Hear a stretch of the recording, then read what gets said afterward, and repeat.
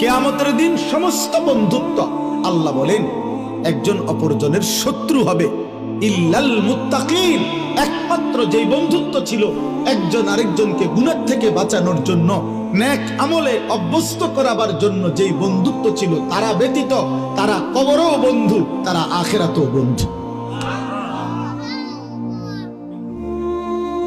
বন্ধুত্ব থাকে। ইয়া ইবাদি লা খাউফুন আলাইকুমুল ইয়াওমা ওয়ালা আনতুম তাহজানুন। সেদিন আল্লাহ ওই বন্ধুদেরকে আল্লাহ ডাক দিয়ে বলবে, হে বন্ধুগণ, আজ হাসরের ময়দানে তোমাদের কোনো ভয়ও নাই, চিন্তাও নাই। তো আল্লাহকে বন্ধুরা জিজ্ঞেস করবে, মাওলা ভয়ও নাই চিন্তাও নাই, তার দ্বারা থেকে লাভ কি, কি করতাম কোন? তা আল্লাহ বলবেন, উদখুলুল জান্নাতা আনতুম ওয়া আজওয়াজুকুম তুহবারুন। বন্ধুরা মিলে মিশে হাত ধরাধরি করে গলাগলি করে আমার জান্নাতে ঢোকো।